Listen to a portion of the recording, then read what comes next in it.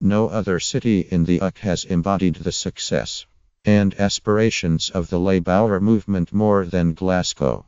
And now, as Labour faces up to the reality of spending a generation in the political wilderness, no city has come to epitomise the party's decline more than this one.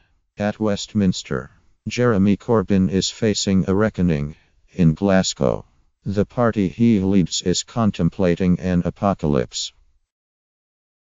Labour's route in Scotland's most important city has run virtually uninterrupted since 1933. Its power flows from an industrial hinterland. Once provided the most productive Labour force in the British Empire.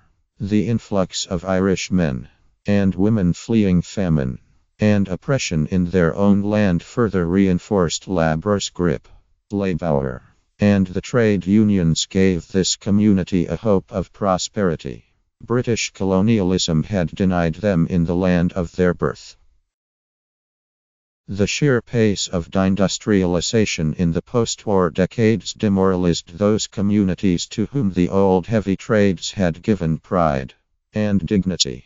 For the first time in the history of these islands, working families, for a few decades, had been paid wages sufficient to permit them to plan for the future. Then the darkness descended once more. Labour administrations had been dilatory in reacting to the harrowing of its industrial communities. And this, combined with Margaret Thatcher's vengeful assaults on Britain's working class, extinguished what few remnants of hope and self-respect that existed in these neighborhoods. This wasn't so much a social cleansing as a slow and deliberate crushing of a collective spirit. Yet Labour still thrived in Glasgow, a city that bore the brunt of the party's laziness and Thatcher's venom. There were two significant reasons for this.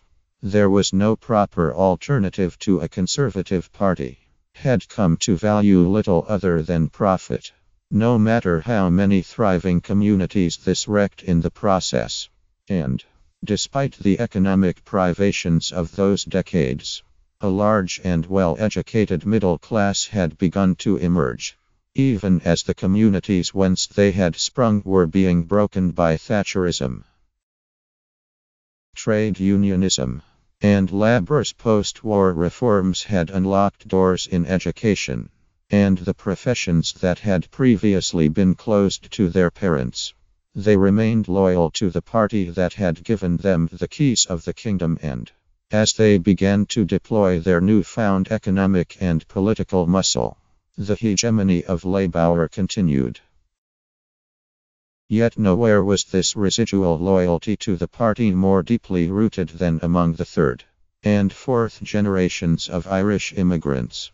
In these communities, whose sons and daughters were now prominent in the law, media and local politics, it was considered anathema not to vote for Labour, the party whose vision had delivered them from discrimination and racism. It was a potent mixture, this fusion of hope and redemption. But next Thursday, the day of the local council elections, its strength will finally be shown to have evaporated. Labour is facing a catastrophic defeat in Glasgow by the SNP, deserted by its most loyal supporters, and betrayed by a Scottish leadership that would struggle to find Sochi Hall Street on a sat-nav. Labour's council leadership will reflect ruefully. They performed as well as any administration possibly could have in the face of the economic challenges facing them. The Westminster government's one-sided austerity program was always destined to be felt in this city more than anywhere else in Scotland. The patterns of inequality stretch across Scotland's working-class communities are most prominent in Glasgow. Here is where the predations of the Department for Work and Pensions are most apparent. And here is where cuts in public services are most keenly felt.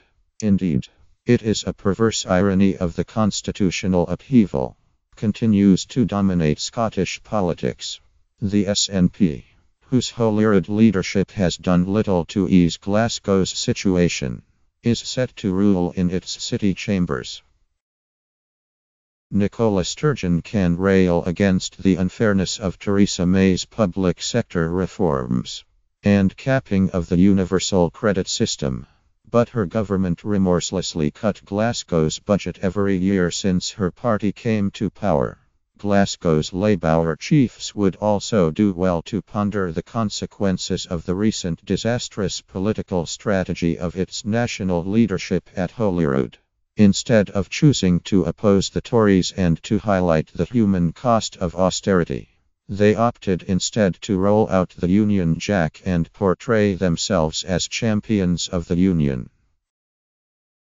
Thus, though facing easy targets presented by May, Labour's chiefs rejected them and chose instead to fight on territory more amenable to the Tories.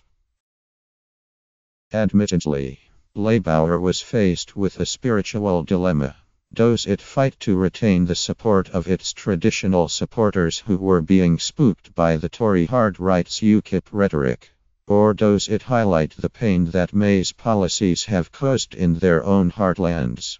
In choosing to clothe themselves in red, white and blue, they took the wrong option. The party's core support, who hadn't been wooed by the Scottish Tories, returned to the tribal politics of the 1950s, now felt betrayed by seeing their party conducting itself like a lighter and more pathetic version of the Tories. Before the dawn of this sorry longest day, Labour in Scotland is destined to lose Glasgow, and perhaps be left without a single seat at Westminster. It will be the conclusion of 10 years of rank bad leadership, complacency and a complete failure to understand the shifts still occurring in Scottish politics, which have moved the old fault lines. Such an outcome at local and national level is the equivalent to finding your team 3-0 down to Barcelona. There is simply no way back. There will continue to be a party of sorts, but it will be a spectral thing, condemned to wander around the edges of Scotland's political landscape like the old Liberals, seeking refuge where it can in the occasional by-election success. The people of Scotland will also pay a heavy price for Labour's hubris and foolishness. They will be left to choose between a right-wing party with significant UKIP tendencies and a party that likes to pretend it is left-wing. Ironically, Labour's only hope for a revival in Scotland will be independence, yet it has neither the courage or the vision to see that.